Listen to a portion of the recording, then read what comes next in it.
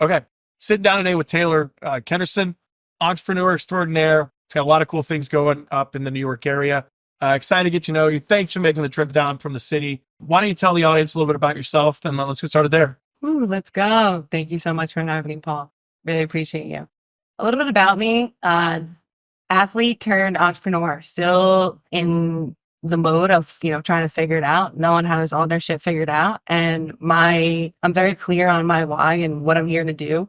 And that's my number one driving force. And you're either with it or you're without it. And if you're without it, that's great. You can clap from the sidelines. That's awesome. So what sports did you play first? Used to play softball. Actually, I have an affinity love for basketball, but I didn't make my high school basketball team. Sad. I thought it was good enough. Apparently not. So I had to stick with softball and played that throughout high school, and then played a couple years in college until I realized that softball, or, dedicating your time to a sport in college takes up a lot of time. And, you could do something else at that time if you are aware. And that's kind of where my life pivoted. But I, really sunk my teeth into softball, and it taught me so many lessons that I'm able to apply to not only my professional life, but really personally and beyond, and just, excelling. What are the two or three things that you think make a high performing team from a sports perspective or like a startup perspective? Let's go. Paul, I think one of the biggest lessons that I've realized at this point in my life is there's much more connections than there are divisions in life. And to weave into the sport and how sports relates to life and how you can take the lessons in sport and apply them to business, it's profound because there's so many layers. I mean, you look at the top sports teams in the world, whether you're looking at basketball, the Los Angeles Lakers, you're looking at baseball, obviously the New York Yankees. I'm a Yankees fan. Undoubtedly. Obviously. But sad season this season, but that's a discussion for another time. But you look at these top level teams, and they have these common factors that are just undeniable. One of them, communication. It's almost communication to a fault where you're overly communicative, where sometimes you're just really raw. And I actually had to learn. I was too on one side of the spectrum of communication, where I was just too harsh, like there's a way to deliver the message, and you could do it empathetically in a way that really does want the best for the other person, but you don't have to do it as an asshole. And I had to learn that, you know what I mean? And going through, growing up in sports and throwing your helmet. And for me, my perspective was, oh, I'm showing you I care. But the perspective of my coach was, Taylor, you're what are you doing? You're making a fool out of yourself. And it wasn't until, you get pulled to the side. And it's like, you don't have to throw your helmet to show you care. You could do it in other ways. Pull the girl or the person to the side and say, lift up your teammate. So there's a lot of different elements, communication being one. Another one, undeniable teamwork, meaning it doesn't matter if you're the starting shortstop or you're the starting player on the bench, you're a player on the team. So you have just as much value as the number one star player or not. And you need to recognize that. And if you are the leader and the star player, it's your job to make your bench players feel like they are just as important, because no bullshit, they are. That is how you get a team to really, do incredible things and do things that seem impossible, is you have to get everyone to buy in, and it takes every single person on the team to do that. So it's super interesting. So all of the people on the team here that are in North America are in the military, with one exception, which is Ben. He got an engineering degree at Princeton while playing Div 1 football. Okay. And I asked him, I'm like, as I was looking at his resume, I'm like, all right, how did you make this happen? He goes, my time management skills are top tier, which is pretty dispositive. And I was going to say, that's a huge lesson I actually learned in high school. I went to an all girls private Catholic high school, which was a experience in itself, when I was actually flipping sneakers to the all boys high school, which worked out great because you have the target market just sitting right there waiting for you. But that experience was, second to none, and shaping how you can level up personally and professionally, and what lessons can you take from the unorthodox path, the road that's not traveled, and how can you leverage that to your your best ability. I mean, going to an all girls Catholic high school, I could have easily, gone down the traditional average path that you see a lot of the alumni going down. But what's your compass? What are your values? And what makes you driven is, really the gauge there. So this is the first time I went so deep into someone's LinkedIn when I live, and you have to tell me if I'm right. I see 2 startups after school, and then you pivoted over to being a project manager. Yeah. And then you said, I'm going back into multiple startups at the same time. Can you walk me through the decision-making process to take a detour for better part of 3 years to be a project manager before you went back into entrepreneurship? Yeah. Where it started. So I was a junior at NYU and we needed to get an internship. And I had a internship lined up and it was a corporate internship.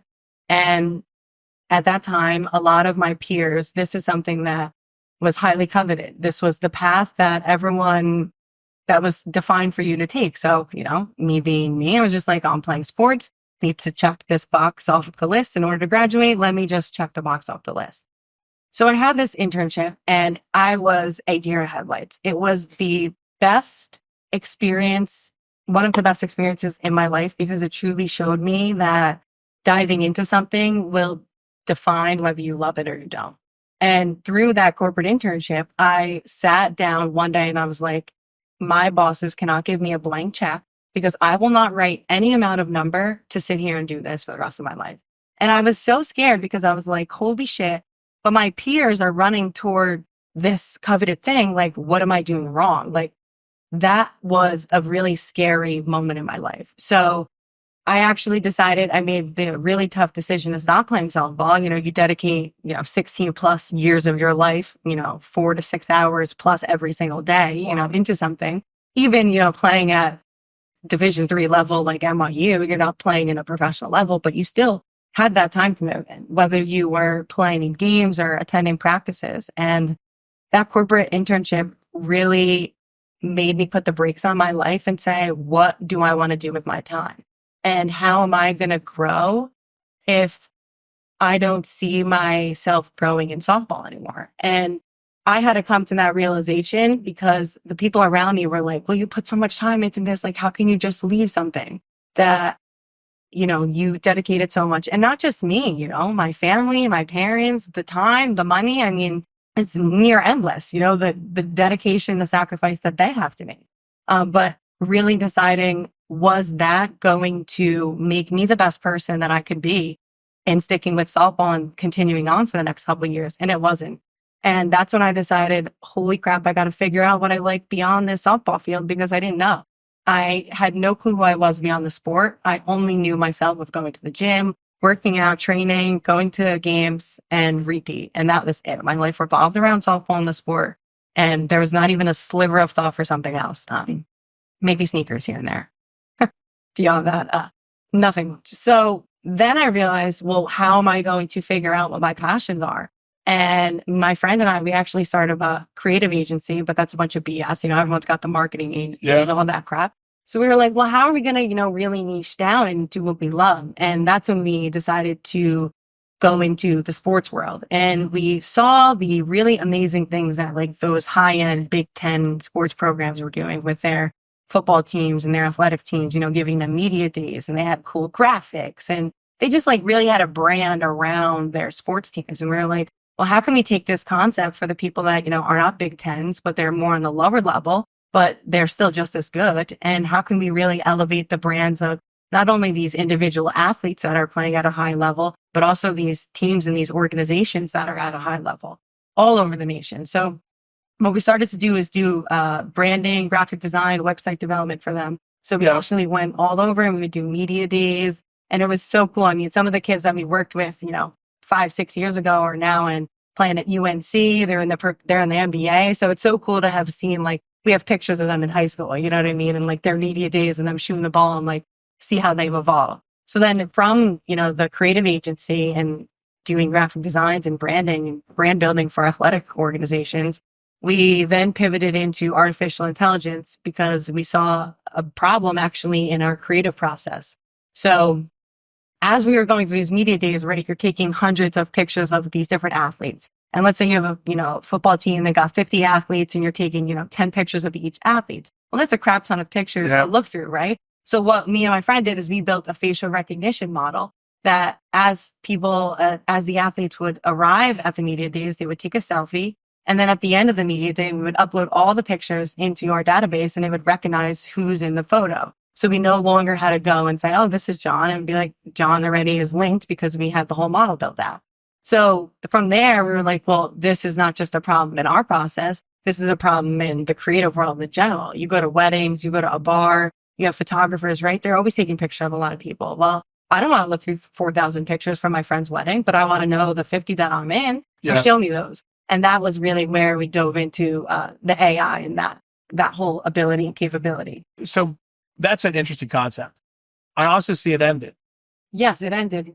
So how did it end? Well, it ended because we were like, well, back then it wasn't the plug and play AI models that we have now. So we were building the LLMs and everything. And it was a tough decision. Do I want to spend the rest of my life being an artificial intelligence startup founder? That's where I faced, the fork of the road. And I was like, no, great problem, great solution. We could solve it. We could fix it. It's going to take a lot more energy than I feel like I want to give to this specific project right now. I want to continue finding my other passions. And it kind of pivoted away from there. We still have everything, built and ready, but it kind of phased out as, there's just, again, I was fulfilling myself for a little bit. And then I recognized there's something more. And so I'm going to bucket that in the win column, no matter what. I'm going to say you got a minimum viable product to market. Yeah, we had branding, we had users, beta users, we had branding. I mean, I still have my dashboards. I still look at them, and I was just looking at my folder of the 50 error videos of like feedback, and we did the whole thing. Back then I was 16, 17 years old, just trying to figure out like. You were 16 then. Well, no, at NYU, what I was like. You were 18. 18. Yeah, 18. Okay. So what's the biggest thing you learned from that advice you could give to fledgling entrepreneurs? Something might be perceived as really large, quote unquote, and really successful, and might be it for someone else, but is it for you? And what you're working on, is that going to fulfill your happiness and your joy? And that should be your filter as you move through different projects. You're going to have so many quote unquote big opportunities, right? But are those big opportunities going to leave you fulfilled and happy, or are they going to just leave you with a big bank account? And that's a stark difference, because you can have a big bank account and not be happy and fulfilled, and then still missing all those things. And that's what I would leave with. So my public service announcement to the private equity professionals out there is, they always turn their life into a box ticking exercise. And they're like, if I don't make, senior associate by 1 year out of business school, and then VP by the time I'm 30, and if I don't get married and have 2 kids by this, and then they get to 35, they look back and they're not happy. My biggest question is, who gives a shit about that perception? Who cares what the average timeline says you should be doing at this time in your life? It doesn't matter. I mean, I've grown up with, I grew up in Hampton Bays, New York, right? And one of our great family friends, he owns one of the largest trailer and shipping container companies in Americas, Kenerson Trailer and Storage. He started his company selling watermelons on the side of the road. Long story short, well over a multimillionaire, but this is the catch here. You know what he would show up to work in? His old fishing shorts and an dirty, white t-shirt. And constantly people would show up to the office and say, where's the big boss? And we would point and say, there's Pete. And they're like, no, where's the big boss? And we're like, that's him in the truck right there getting dirty. And it doesn't matter what the perception of is like, you need to be in a suit and tie. No, like, just be yourself and you will carve your own. Okay, so I'm going to push back a little bit. You're 23 and you're going to try to raise some money. Let's say you got out of NYU. Do you need to put a suit on? No. You don't think so? No. Okay, say more. I think, why are you going to raise money? Who are you looking to raise money from? What's your product? What are you trying to do? Your appearance, yes, it has a factor, but it's not the only factor. Yeah. Okay. So yes, I wouldn't recommend you showing up in sweatpants, right? But if you want to have a little fun, you want to put on a pair of cool sneakers and you don't want to dress a little different, I'm all for it. You know what I mean? It's less, what I've learned in construction and everything is you can't judge a book by its cover, and you're going to miss a lot of opportunities by that. If I judged, our family friend Pete by the book of his cover and him in his white t-shirt and his fishing shorts, well, I'm missing out on invaluable lessons sitting across the table from someone that's, doing record deals and highly coveted person, Yeah. if I just read him off as like, oh, he's a gross old fisherman, So that's my PSA to anyone that might write someone off that doesn't show up in the suit. Maybe ask why and set up the judgment first. Yeah. Hopefully my fiance listened to this. I thought, if I'm 50 and successful, I'm going to get 2 full 3/4 sleeve sets of tattoos. I'm going to get one. I'm going to get Trey, our Navy SEAL out there, to get me yoked in the gym when I get around to it. Get a little Bill Belichick 3/4 off. 100%. Yeah. Hey. I thought that was really cool. He went to UNC, so I'm from North Carolina. I thought it was a really cool pivot. That shocked me, and what was even cooler was they brought out the vintage shirt for him. Look, North Carolina's never had a football team as long as not since like the late 70s, early 80s.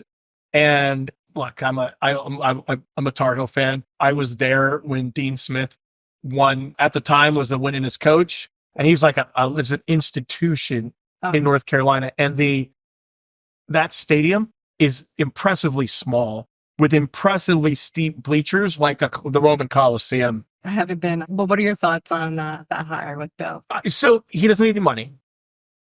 There's nothing else he can do in the NFL to make him happy. If he could take the UNC program and make that a successful tier 1 program, that's the only thing he do. Because the Patriots weren't that good when he got there. They weren't that good when he got there. So what was he doing? The question mark I have, though, and I'm not the biggest sports guy, is was it Belichick or Brady? Because Brady came down here to Tampa and had a good season, right? So, but we'll never know. I think you can always bring up that argument, but then again, we're just siloing the two factors as if nothing else matters. And of course, everything else matters. So, yeah. I'm very excited. I am excited to watch UNC football not the first year, the second year. I'm excited to watch UNC football, period. That's what I'm excited for. Now, I'm not going to go skip the channel. I might just, I might hang in there for a couple more minutes. I'm going to have this debate with Ben out there who played. Okay, next question. It looks like you've got 5 things you're working on right now. I'm feeling some Elon vibes, and I think this will transfer over to either a consultant or a young, banker or private equity professional staffed on multiple things. How in the world do you determine how you're going to spend your time every week at multiple things without working yourself into a coma? Yeah. I did work myself into fainting. Not a coma. When I was at NYU running the startups and everything, I actually found myself on the floor and I fainted, and none of my roommates were home. And I looked up at the screen and 10 minutes had passed. And long story short, I got into breath work and everything because then I realized you can regulate your heart by yourself. You don't need medication in most cases to do that.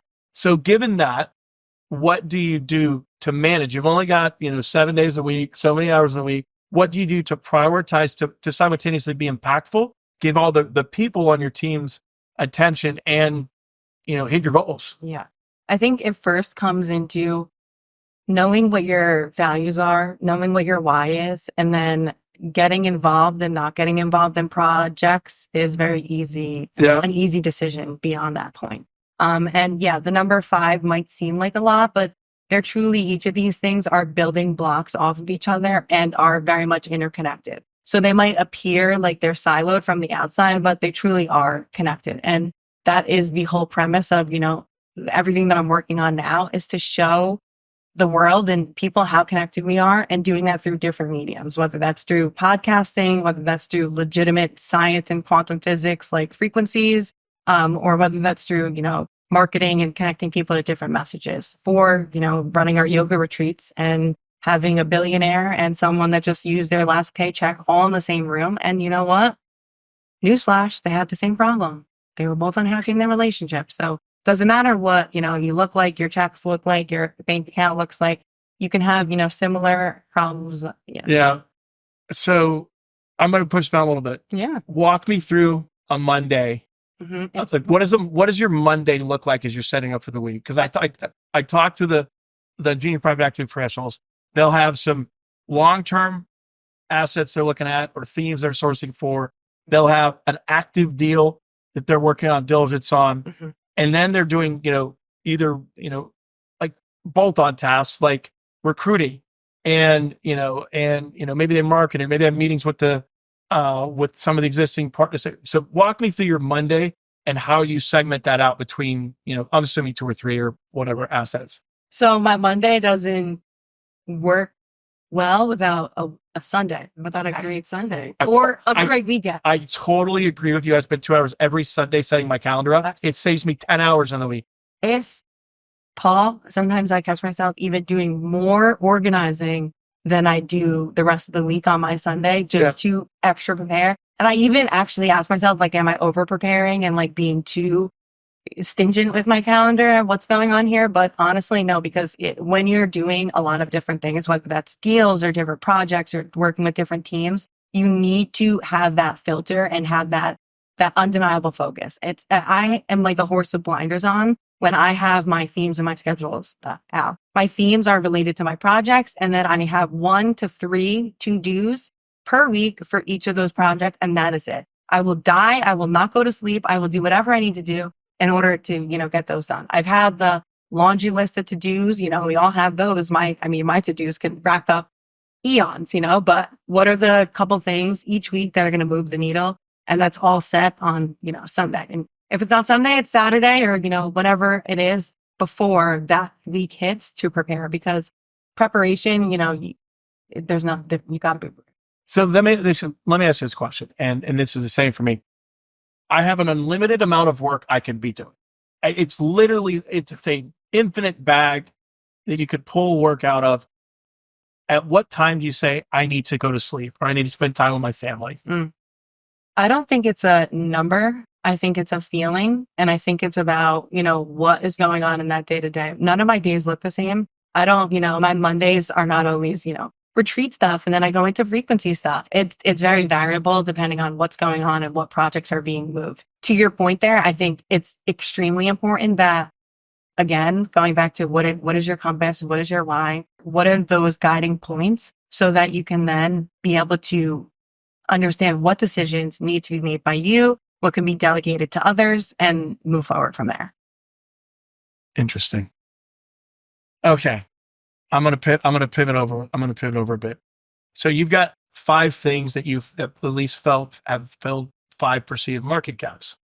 How do you determine when you found a market gap that's worth filling versus it's chasing something like a fad? I personally think AI, it's not a fad. It's a bubble. So how do you determine where the market gap and where to play? Yeah, I think leveraging multiple levers. And what I mean by this is, 1, looking at the fundamentals of the market or of the tool. I think AI it's a tool. You know what I mean? I wouldn't say AI is a fad, but I do not think it's going to be as new, obviously, as it is now. And everyone's, gung ho and running about it. Well, AI has been around for 25 years, guys. You know what I mean? Like, it's not such a new thing. It's new in its applications and, the models and what it could do and all the processing it could do, but it's not a new concept, So I would push back, and it's really about diving deep in what are you using the AI for, and what are looking at the fundamentals for the market and what's truly driving that. And is it just a nice to have, or is it a need to have, and kind of peeling the layer from there. So for me, it's that. Another thing is going on instinct. What are your instincts telling you?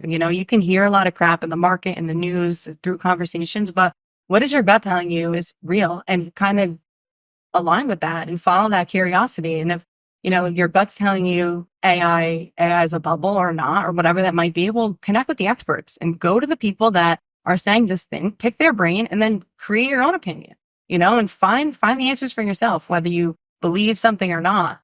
Do the digging. And that's the best way to get your own answer. I was listening to Kenerson on, I think on Rogan or somebody the other day, and he was like, most people are early. Most founders think they're late, and they're actually early. That's where we were with AI, with FaceBase in 2018. We were early. like I said, you asked me why we stopped. Yeah. One of the biggest reasons why is because I didn't want to be an AI tech factor, you know what I mean? But also a huge reason why is because we were dumping tens of thousands of dollars into building the LLM by yourself, because it wasn't like, oh, you could just go to freaking Google now and just plug and play. I mean, we could build the app today, probably in a day. Back then it took us months, you know what I mean? So yeah, we were way early and we couldn't explain to anyone the technology we were using. We were just saying, hey, you want your pictures? Well, we're able to recognize it. It's not like we were going in depth on like, oh, we're using artificial intelligence to facially recognize your features. Like, no, we didn't say that, you know? So yeah, that is a huge mistake, you know? Maybe we were a little too early, or maybe we should have sank our teeth in and rode out the wave for a little while longer, because it was only a couple of years away that the wave really took off. So, you know, hindsight's 2020 with that kind of thing. Yeah, the reason I play in industrials is because I'm almost always wrong on timing. And I like really boring businesses to work on. I worked on an outsourced highway maintenance business, worked on underground utility locating business. You know, the most interesting thing we're working on now is drones. Mm. I got to be a little quiet, but we're working on drones for interesting purposes, but that's all from the military aspect has supported that. Okay. So wait, I have a question for you. Oh, come on. This hasn't happened yet in switch up 20 times. So your take on time. I'm really interested, because in a world that's always going so fast and the play is speed and efficiency, how do you balance that with the patience, but also not like laziness? And so I tell my team, nothing is ever going to happen fast enough for me. Ever. The speed matters in business. So I read a book when I was like 19. I don't even think it's in print anymore, by Bill Gates. It was called Business at the Speed of Thought. And it was like somebody's like a soldering iron to my brain. And it was speed matters more than absolutely anything. And I tell my team, do 10 things in a week. Do 10 things in a week. Don't just do them. And 3 of them at least are going to be wrong. Maybe 5. As long as you're not 7 wrong, you're going to be okay. Versus the big problem I have with the private equity pros in the formal row is they would put things down to the decimal point. There's nothing in my world that I need to do to touch a decimal point. Literally nothing. Right. So there was one thing we did do is we're talking about fund size and number of positions in a fund where all the positions are at least somewhat correlated, because they're all going to be industrials. It's what's the right number of positions. And this will go back to time. And so you could handle, if you could put 1 position in there, we've got 10 people, we could swarm it and we would probably be successful as long as we don't make a mistake. But that's too much of a risk. I thought we could probably run up to 9 assets. We've got 9 people. We put 1 person at each asset, blah, blah, blah, blah, blah. My gut would have told me that the number of assets was 7. So Bo and me hired a PhD in math that does work for hedge funds that took all the market data over the years and said, what's the volatility drop? And the number's 5. That's the only decision I've made in the last 3 years that required decimal point precision. We outsourced the work for several $1,000s. It was the best several $1,000s I spent. So know when to bring in the extra capabilities for the horsepower that you bring in. Focus absolutely on training your people. I train people. I say this all the time. Immersion better than Duolingo. Immersion better than Duolingo. I dropped one of our team into a recontracting effort and basically said, okay, figure this out. I dropped our COO into a new product introduction for a pet food company to set up the whole transformation office and connect 50 people. And there's a couple people that aren't with us anymore that couldn't handle that approach. I have had the pleasure of leading many special forces and submarine team members that just figuring these things out and hire good stock, put them in the right role, and then I get time back. One of the biggest lessons I've learned is flipping my preconceived notions actually on its head.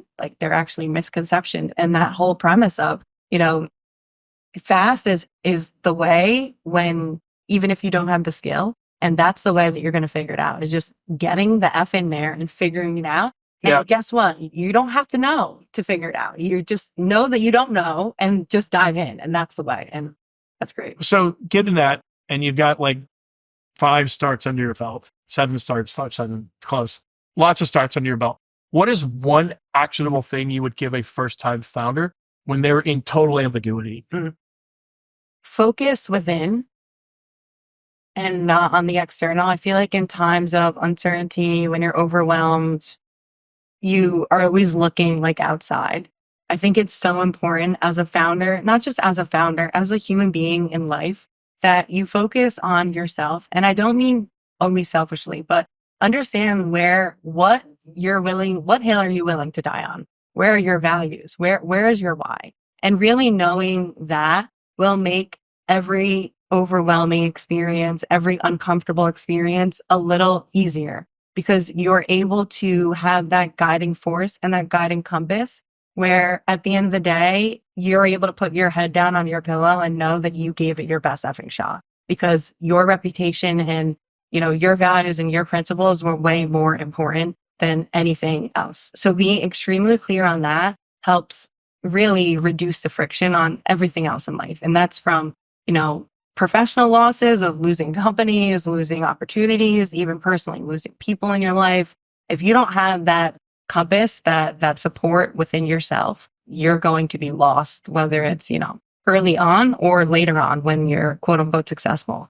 And, yeah. So given that you talked values, what are your 3 most important values? Good one. Kindness.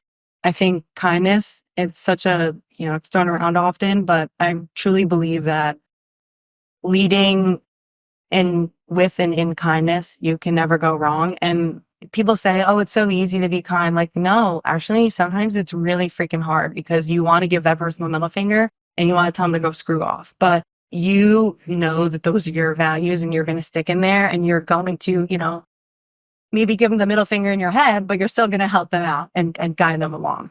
So kindness is a huge one for me. I think also in alignment with that is love and communication. And I think, why do you bucket those together? Love and communication. I think I didn't need to, but I just, you didn't mean no, to. but Love and communication. Love and communication. But I think that all 3 of those things go together in order to make a strong foundation and putting your best foot forward to be your best self. And without those, few things, I don't believe that you can be the best version of yourself, because you need to have love for yourself in order for you to love others. You need to have kindness for yourself in order for you to be kind to others. You need to communicate to yourself, what do I like and not what everyone else likes, in order for you to be able to communicate to others. So is this constant dichotomy and cycle of within and outside, and that cycle of moving through what information's, is the market telling you, or these random conversations you're having? And then what is that inner dialogue, and how are you really building that foundation to help propel yourself personally and professionally? Because I don't think they're siloed. I think they're very much together. For me, there's no such thing as work-life balance. It's life, and you have personal life and professional life in the bucket of life. And how you move through those things is how you move through those things, but there's no way you can separate those. That's just reality. Yeah, I think it's intellectually mature to think you can separate those things. At the expense of being offensive, I think NPCs try to say I am done with life at 4:30, and my actual life starts beyond that. At that. Or hey, when are you gonna retire? It's like, what? You don't like something enough that you never want to retire? I'm like, I'm sorry you're even asking me that. I'm offended. So it's interesting. The firm joke is that I'm going to be 80, hopefully, God willing, and I'm at a board meeting, and I don't wake up in the hotel room, and somebody goes, "Where's Paul?" And they go, "Oh, stuff." They got to call the manager, and there's hey, and then they got to notify my family. But I mean, look, I'm not going to work 60, 80 hours a week at that age, but I can't imagine myself stopping. I did a tweet maybe a couple months ago that said, my biggest fear in life is being irrelevant. And that's why I always tend, for example, to always invest in people 15 years younger than me. There's a guy named Brian that was on the podcast, which I encourage you to listen to, that he is just an amazing guy, and he's going to get the best. He's going to get the best role. That guy, my plan for that guy is he's a CIO at 35 of a big ass company. And I think, just to expand on that one point, Paul, investing in people 15 years younger and also 15 years older And I totally agree. And pushing the investment definition beyond financial, investing in time, conversations, having those conversations. I have learned most of my friends, honestly, are 30 and older. Majority of the people that I talk to daily are 70 and older. That's amazing. So I don't talk to people that are in the 20s because what are we talking about? You know what I mean? You know, you want to talk about, going to a club and drinking? All right, well, you can only do so much of that in your life, So, but to your point, it's really important that you expand yourself both left, up and down. So I am Bo, our COO, on a call today with the CEO that worked with me at an asset that we had this could not be better exit at. And I missed him. And I hadn't talked to him I haven't seen him on video in 2 or 3 years, probably 22. And, we're trying to pull him into an asset right now that we've got locked up. And Bo gets out of the meeting and, Bo's how old he is. This guy's somewhere in the 60s. I don't know because he has so much energy. And Bo goes, that guy is awesome. So if you happen to be listening and you're in a later stage career, you can find the right bunch of younger people to that will invest in you and respect you and ask your opinion. I mean, like I said, the majority of, my biggest mentors are 70, 72, 74-year-old, unfortunately. And they must get that must be energizing for them. I think it's a mutual thing. You know what I mean? Absolutely. It doesn't go both. It's two sides of the street, where both value is being exchanged mutually. So it's interesting. I was reading this, I don't know, some medical center study, and it was relationships are what keep you alive, not anything else. Not drugs, not medicine. And they were saying, even if you're the crotchety old man that makes jokes with the mailman and goes over there to the barbershop and is belligerent-ish, that will still keep you trucking. I want to go back to values because I think I'm going to ask you for your feedback live. These are the core values of Swain & Group. Number 1, distinctive investment results. We rescue broken businesses and turn good companies into legacies. Number 2, authenticity. We are always our whole self. And I bucket this with kindness. We do not hide from conflict. We do not obfuscate results. I think that's a huge one. Not hiding from conflict. I think that's super big, but I've seen the strongest and most valuable collaboration come through immense conflict. But you know how you got through that? Communication. And it goes back to our beginning, weaving it back to the first question that you asked me is like, what are those common elements of championship teams? And you see that even now. So the founder of the founder of the firm I was at before, we had this offsite with the asset that this guy, Bo and I were talking to today. And he made a stake in my strategy meeting. And he came up to me afterwards and there was like, not yelling, but it was a heated discussion. He comes up to me afterwards. He goes, Paul, I'm so sorry. I'm like, no. No, some people do work to avoid conflict. I drive conflict to avoid dumb work. And it was great. All right, that was 2. Number 3, trust in the team.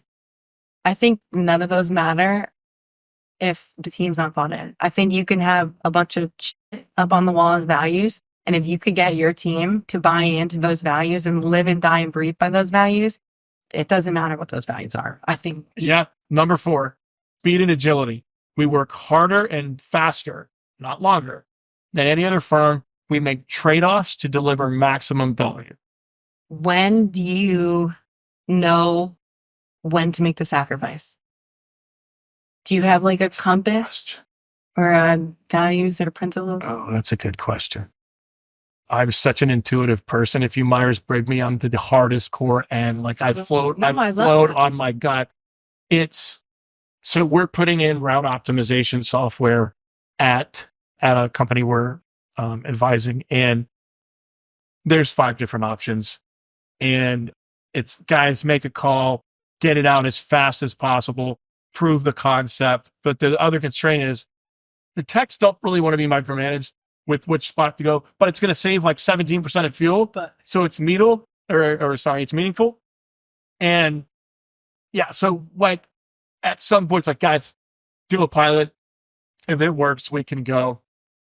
I don't mind.